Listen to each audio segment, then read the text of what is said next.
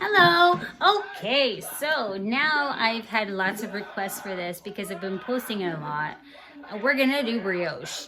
And the thing about brioche is, yeah, it's so good and so rich and makes perfect cinnamon rolls. And I learned to make this dough in San Francisco when I was working for a bakery that specialized in donuts that were brioche donuts and also croissants and California croissants that we made with like sushi, like California roll croissant with smoked salmon and nori, and you know, it was like a California rolled up in a croissant. It was like super cool. Anyway, so when I worked there, I learned how to make brioche, and I learned how to make it so well that I had it like in my brain, because not only did I make it every day, but I was training people on how to make it.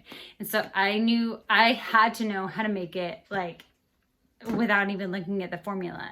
And so what it is, brioche is a rich dough, and it's the richest of rich doughs. It's what the queen would say, like, let them eat cake, is really, she was meaning let them eat brioche, because it was such a rich dough. It was full of butter and it was full of fat, and it's a bread, and it's an emulsified bread. And what emulsified means is that you are blending two things that don't normally blend together. Kind of like oil and water. Like, you don't really blend them together. You need some kind of emulsifier to put them together. Like egg yolk or mustard, some kind of fat. So brioche is an emulsified dough. We are emulsifying butter into dough. And in order to do that, we need our temperature to be correct, and we need our agitation to be correct. And so that what that means is our temperature for our butter, it needs to be cold, because if our butter is hot, what happens to butter when it's at 90 degrees is it melts. It turns into a liquid, and liquid butter does not emulsify into a dough at all. If you try to mix a liquid butter into a dough, just like it coats it, it doesn't mix into it. So we need it to be cold. We also need the dough to be cold, and we need that agitation to be fast, because if we're gonna have a cold butter into a cold dough, if we're gonna have a cold butter emulsified into a dough, we need the dough to be cold as well, because once the agitation starts to happen, agitation heats everything up. So if our ingredients start cold, our agitation is gonna warm things up. And if we start cold, we're hoping for our temperature not to get above 80 degrees, which is our desired dough temperature, our DDT. So those are all the things we need to remember when we're making brioche.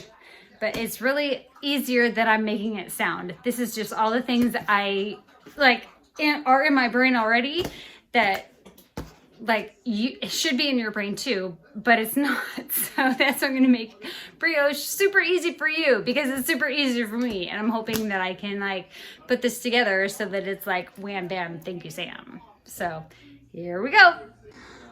Okay, I have written down the formula on my board. So brioche, the recipe I'm gonna make is going to make at least 30 donuts, because this is a reduced batch from what I'm used to, which equates to about 3 3/4 pounds of dough. I should probably write that down. 3 3/4 pounds of dough, which equates to about 2 loaves that are about 1.5 to 2 pounds each loaf. Or you can make a 32-ounce donuts. So this is the formula that we're going to go through today. It's going to be 818 grams of bread flour, 105 grams of sugar, 16 grams of salt, and 10 grams of instant yeast.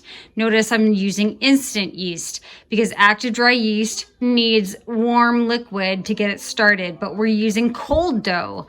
And so we need to use instant yeast that does not need a warm liquid to get it started. And once those dry ingredients start mixing, we will then add our whole egg and our water that have been added together until it comes together and starts to leave the bowl. And then we will add our cold butter.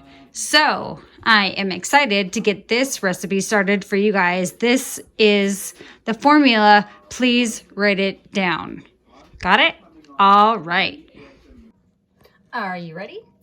Okay. We're going to start making this dough.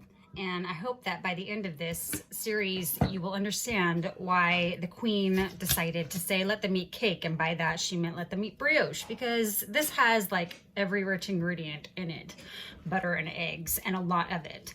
So I'm going to do this straight out, and you're just going to have to hopefully follow. And I'm going to set timers, and I'm not going to video everything, but you'll see how long it takes to make this.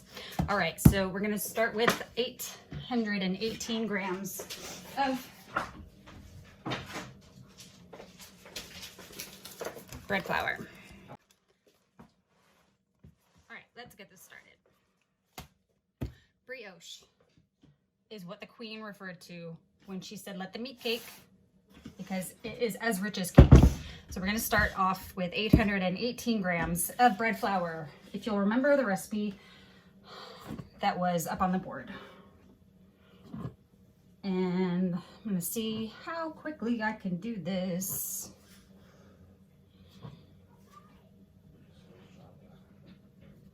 And these ingredients have to be put in the bowl in this order. And there is a purpose to it. All right, 819, close enough. All right, sugar.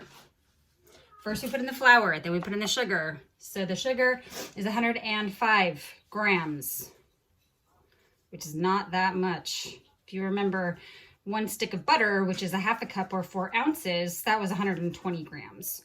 So this is going to be slightly less than a half a cup.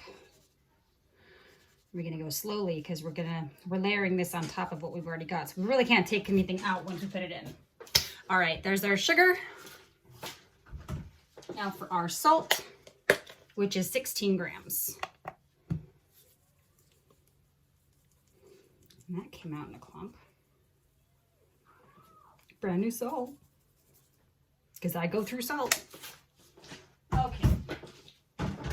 So now that I put those 3 in, I'm going to stir it up just a little bit with the paddle. And then I'm going to put in my, oh gosh, this is my instant yeast, because we're doing this as a cold dough. And instant yeast does not need warmth to get it started the way active dry yeast does. And we need 25 grams of fresh yeast, which means we need about 10 to 12 grams of instant yeast. Okay, perfect. So now we're going to go over here. So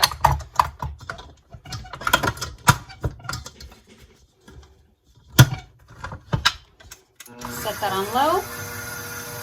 We're going to come back and measure out our eggs while that's mixing. And now I'm going to start the timer. Okay. Okay, so now we're measuring out our eggs and our water. I'm going to pull the eggs straight from the fridge. And I need 374 grams. So I'm doing this while that's mixing, because that's just, it's best that way, especially with these smaller batches. Thanks. You're welcome. So you can do this ahead of time. I just feel like it would be almost time wasting to get my wet ingredients and then do my dry ingredients and then come back to my wet ingredients. And I did get a shell in there, and that's all right. I got them out. Okay, 374 exactly. That does not happen that often. Now I'm going to pull cold water from the tap. Exactly 374.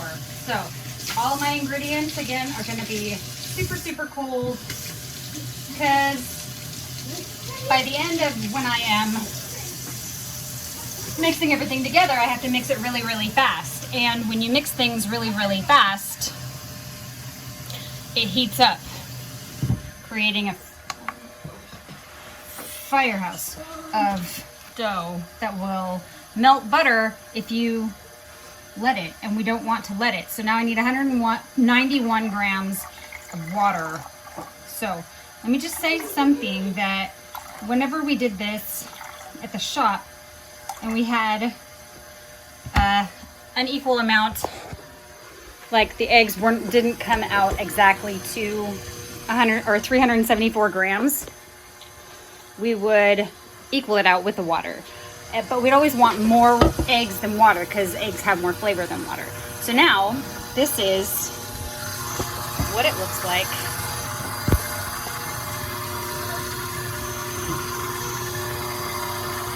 I'm just gonna dump all that in. And it's mixing on low. And I'm only gonna mix on low with the paddle until it gets mixed together mostly. And then I'm gonna switch out to my hook. Okay, looking a lot like cookie dough. So shut it off.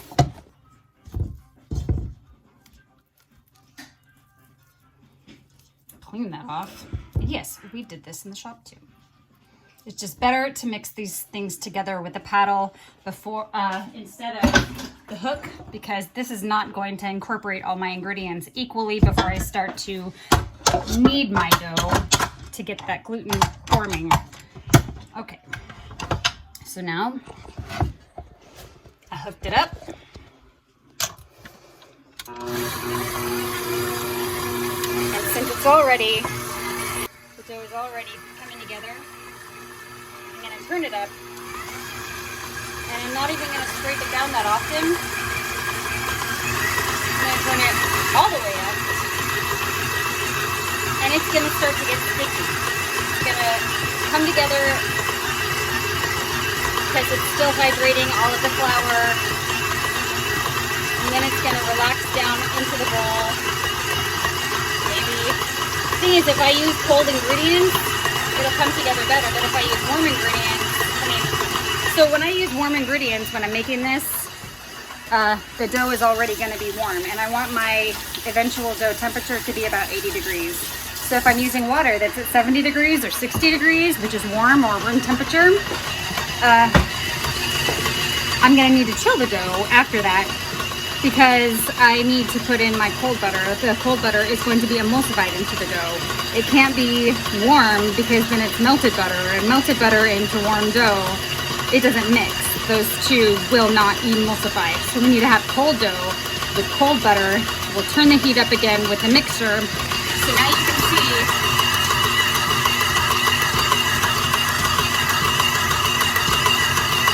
it is trying to ball up, and I'm gonna let it mix for another 5 minutes. Right now, we're already at 5 minutes. So I'm gonna come back and we'll show you what happened. All right, you'll notice right now that there is no mixer going because I had to redo this segment because I said the wrong amount of butter in the brioche. And we can't have wrong amounts when I'm trying to teach. So I originally said 632, but the board and my brain say 421 grams of butter that go into this dough. So I originally was using unsalted butter because I wanted to control the amount of butter in my dough. But because I don't have unsalted butter anymore in my fridge, totally okay to use salted butter.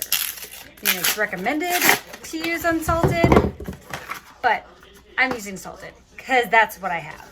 So while your dough is mixing, right after you put together your dry ingredients with your yeast, and then you put in your eggs and your water, that's when, while that's turning and turning and turning at high speed to clean the bowl, that's when you have a little bit of window of time to cut your butter into chunks so that it can emulsify into the dough. So I use my pastry cutter or bread knife or bench knife and a container.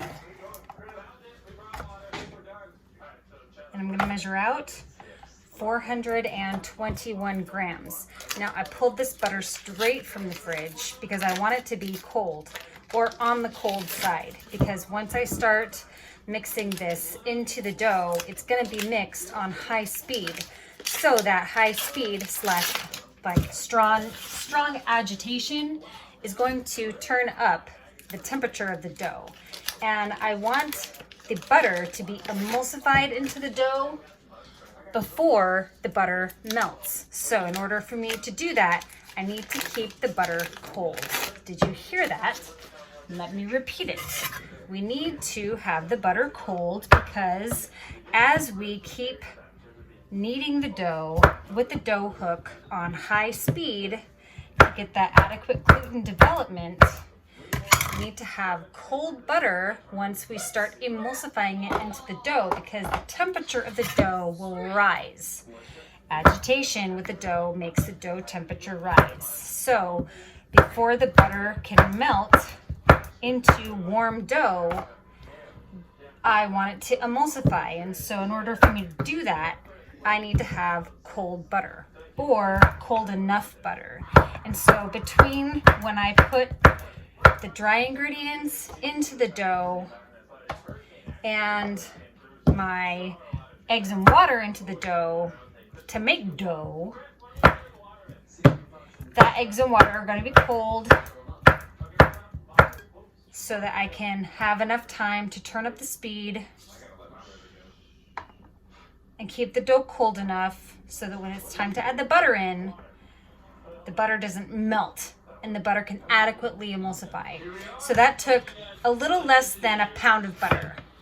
And I cut it up into little bitty chunks that are they're like little cubes, really. I mean, you could cut them a little bit bigger than this, but I wouldn't recommend anything much bigger than this because these need to be in smaller chunks. And when you're ready, just leave it out on the counter because it's cold enough that it will blend into the dough beautifully and it won't melt.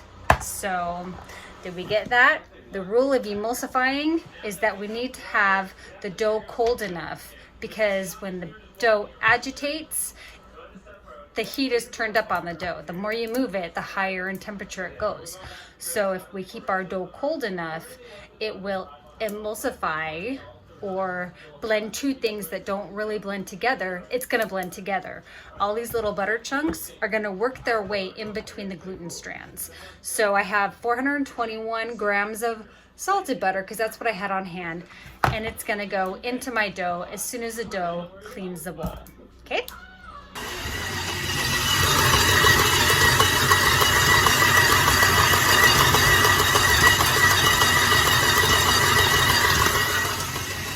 It's almost ready. So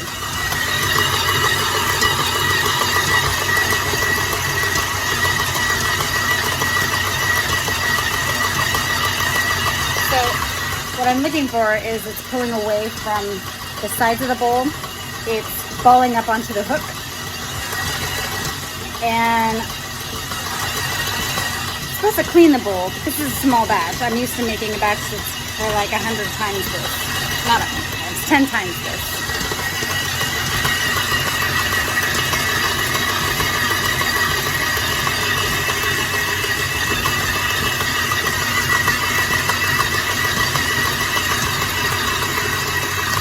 Almost. Come on, baby. It's getting there.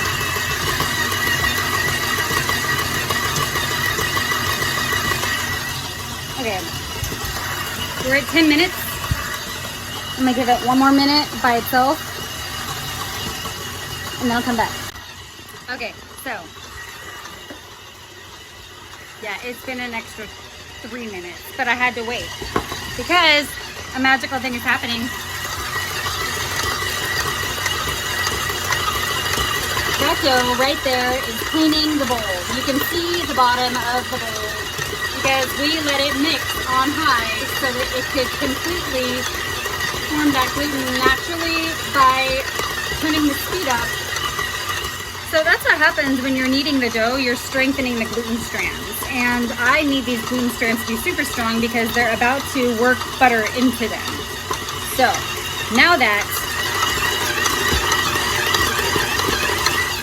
the bowl is completely clean on the bottom and it took us 13 minutes to get there, I turn off the mixer.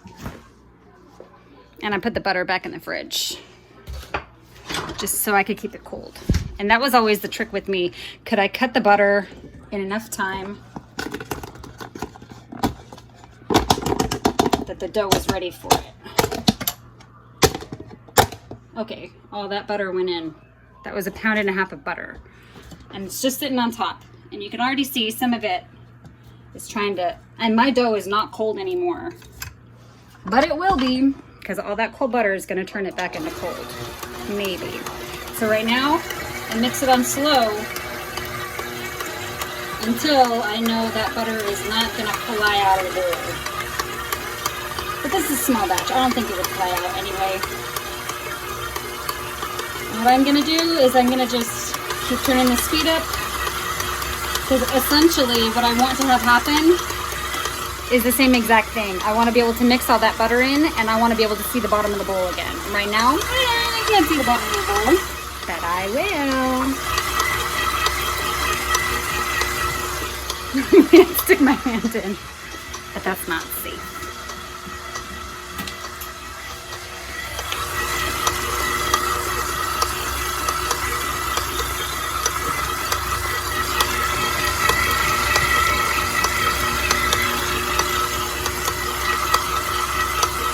Okay, I'm gonna keep scraping it, and I'm gonna turn the speed.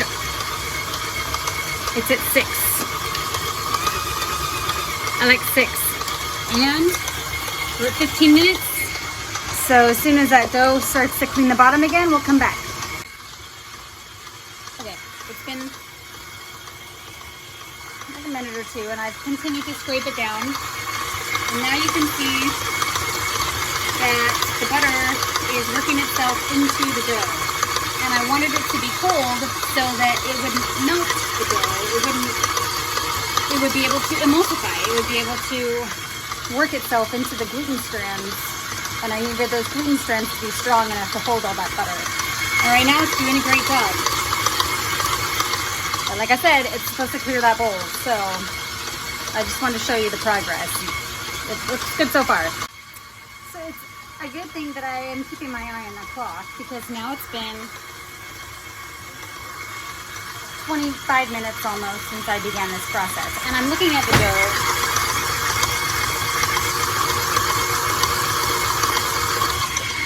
And it's trying so hard to clean those edges.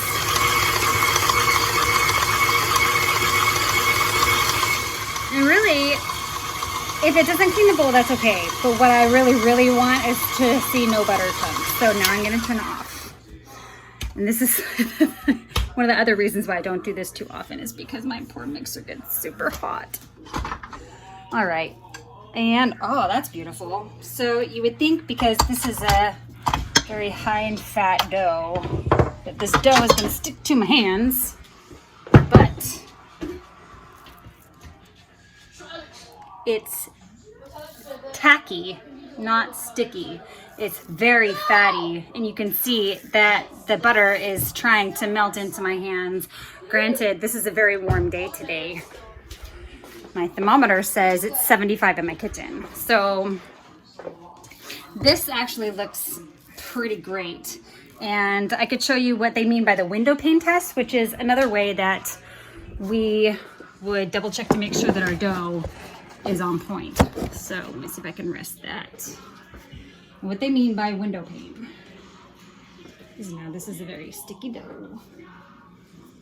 And I am glad that I stopped it, because it is starting to get a little too warm.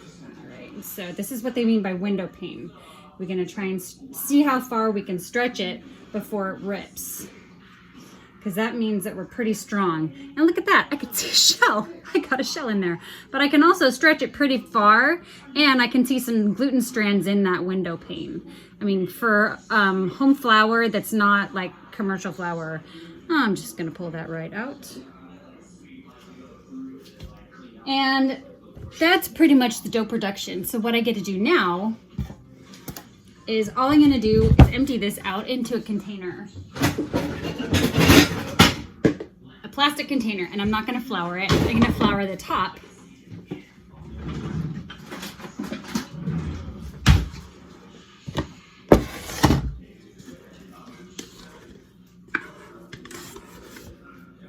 Yeah, that's pretty warm. So, I mean, you'd be warm too if you were mixing for that long. Okay, and we're going to sprinkle the top with a little flour. And for those of you who don't like plastic, I have a cloth towel. We're just gonna lightly place it down. And that's to keep it from drying out. And now we're gonna let it ferment at room temperature for a few hours until it comes to the top of the bowl. And then we'll degas it and we'll put it in the fridge. Hi, so it is now, what time is it? Alexa, what time is it? 5:42 p.m., 5:22. Anyway, we started making this dough hours ago. And I told you we're gonna wait until it came up to the top, and voila, it did. Check that bad boy out. Yeah. That's what I'm talking about. All right, so we have a very happy dough. So now what we're gonna do is punch it down. And the way that we're gonna do that is what some bakers call a laminated fold. And laminated because it's folding, right? So what I'm gonna do for degassing this is I'm gonna lay it down on my board. And it's a pretty clean board right now, and I'll lightly flour it. And then I'm gonna slap it down, okay? And then I'm gonna fold the top down over itself in half or whatever, and then I'll pat it down again, and then I'm gonna take the side, fold that into the center, slap it down again, take the bottom, fold that over, slap it down again, and then take the side and fold that into the center, slap it down. And if I feel the need to do it again, I'll do it again. But that is one way of degassing and aligning those gluten strands in a way that's like layered on top of each other. So it becomes a lot nicer to work with in the end. So here it goes.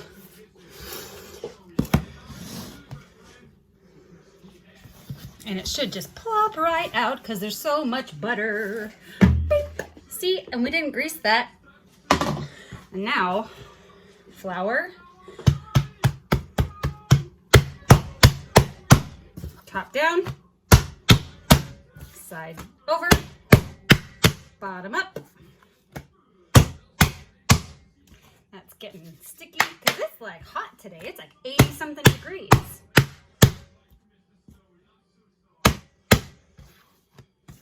Top down, side over.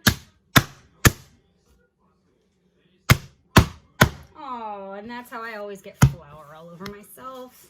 Bottom up and side over. And that, my friends, is how you degass brioche. Or you probably can degass lots of other doughs that way too, especially the sticky buttery ones. But notice, even if it's a sticky buttery one, it's not sticking to the surface. So all I gotta do, put it back in my bowl, give it a little flour topping, put that cloth back on it, and we just tucked him in for bed. He's gonna go in the fridge overnight, and then tomorrow we'll see what happens. Brioche is one of those versatile, rich, buttery doughs that can be used any number of ways. For example, you can make a cinnamon babka loaf where you cut a cinnamon roll in half, twist it together lengthwise, and bake it off in a loaf pan. You can also roll them into individual rolls and fry them for donuts or bake them as rolls. Anyway, you use it. Brioche is a very rich, very flavorful, very soft crumbed, buttery, melt in your mouth dough that will always be a crowd pleaser.